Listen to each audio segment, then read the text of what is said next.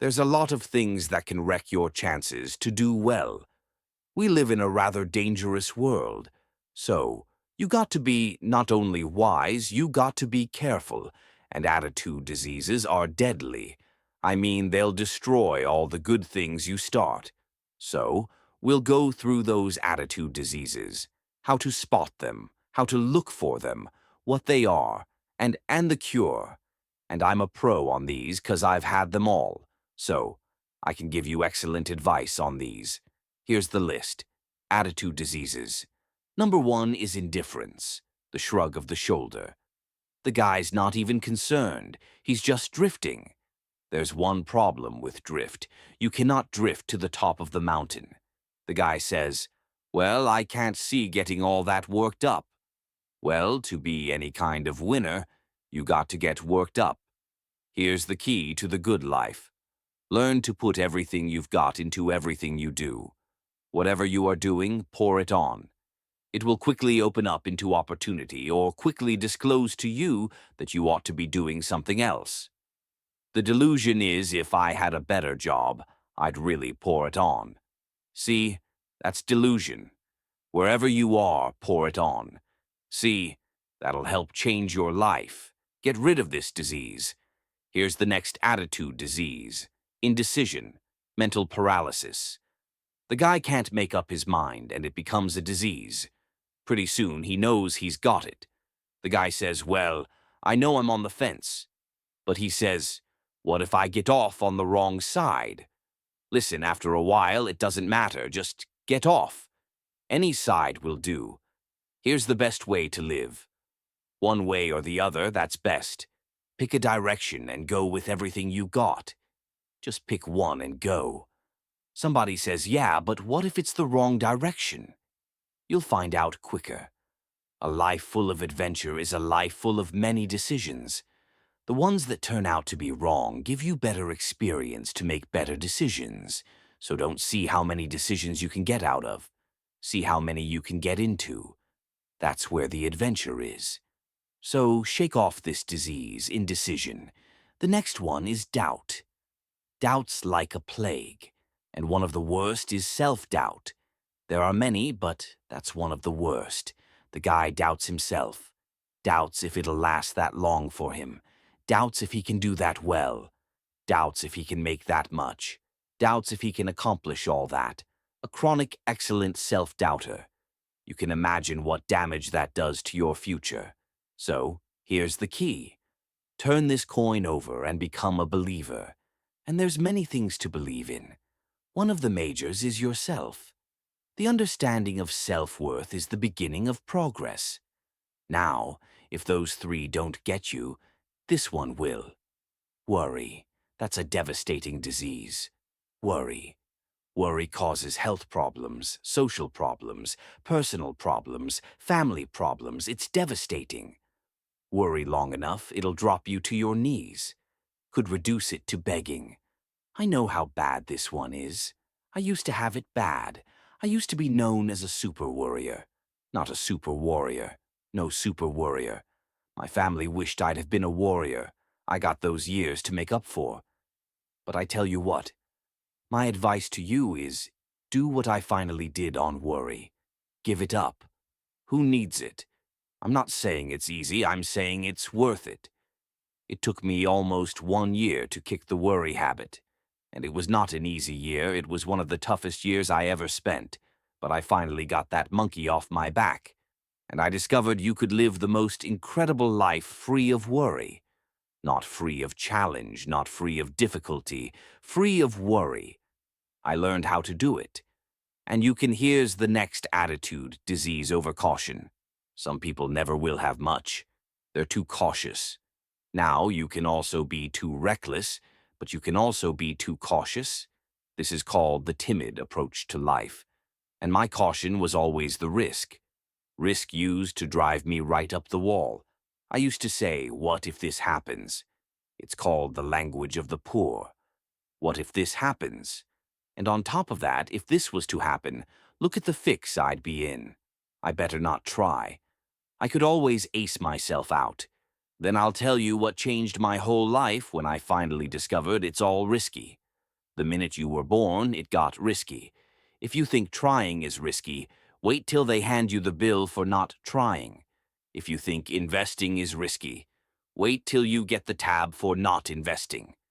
See, it's all risky. Getting married is risky. Having children is risky. Going into business is risky. Investing your money is risky. It's all risky. I'll tell you how risky life is. You're not going to get out alive. That's risky. The Englishman says, well, if that's the way it's going to work out, let's give it a go. Right? That's what it's for. Give it a go. Somebody says, yeah, but I'm looking for safety and security. Fine, then huddle in a corner.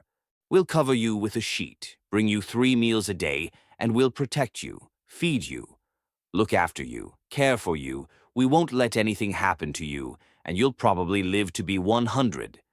The guy said, well, yeah, I'd live to be 100, but what a way to live, right? What a way to live safe and secure. Don't ask for security. Ask for adventure. Better to live 30 years full of adventure than 100 years safe in the corner. Here's the next attitude disease. We're almost through with this MLY list. In fact, we're almost through. Hang on.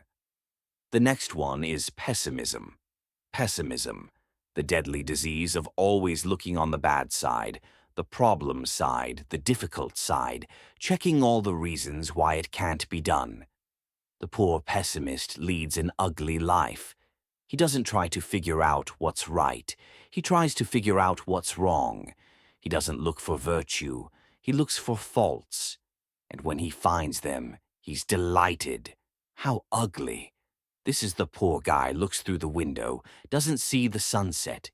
He sees the specks on the window. And this is the poor guy, right, who rushes up, takes such leave of his senses. This guy rushes up and he says, I've got 5 good reasons why it won't work. He's so dumb. He doesn't know. All he needs is 1. He's got 5. To the pessimist, the glass is always half empty. To the optimist, the glass is half full. Why would the same measure affect people 2 different ways? Answer: it all depends on how you look at it. Our lives are mostly affected by the way we think things are, not the way they are. The way we think they are affects us most. There's a subject we don't have time to get into tonight called better thinking habits. One of the major things Cha taught me when I met him, he said poor thinking habits keeps most people poor, not poor working habits. Most people work hard, but they don't think hard. And Shai taught me that the mind is like a factory, a mental factory. And whatever you think about all day long pours ingredients into this mental factory. And that's what builds the economic, social, financial fabric of your life.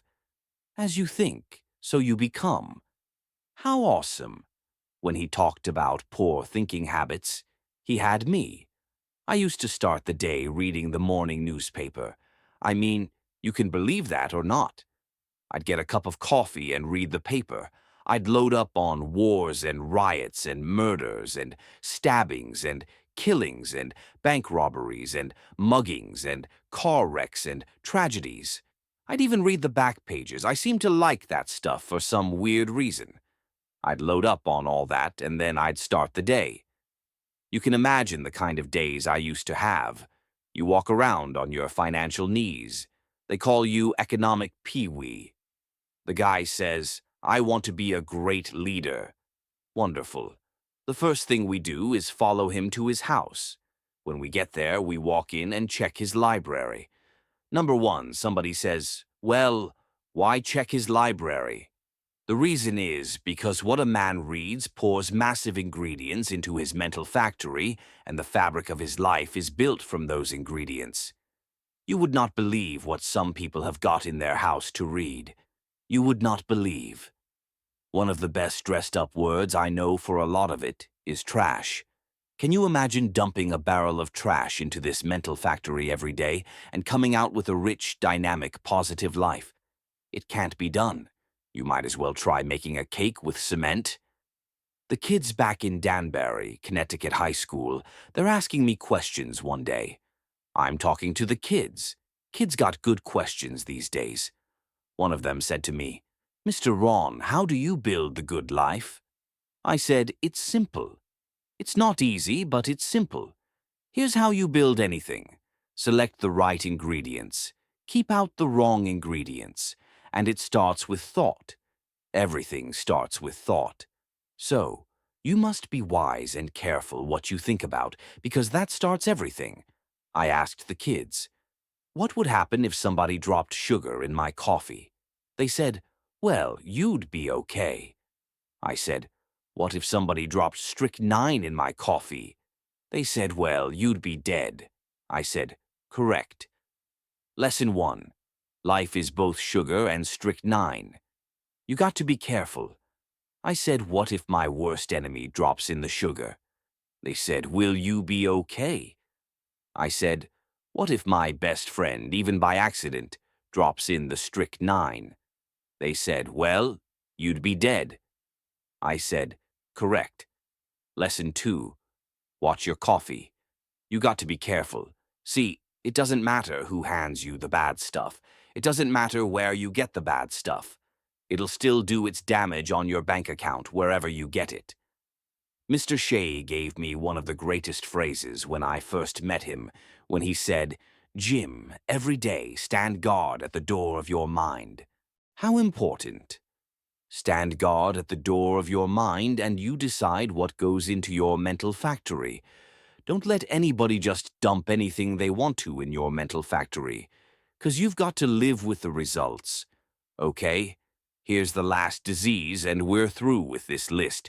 The last subject is very brief. The last disease, but this one is deadly. Engage in this when indulge in it even slightly, and you might as well forget the future because it's going to forget you.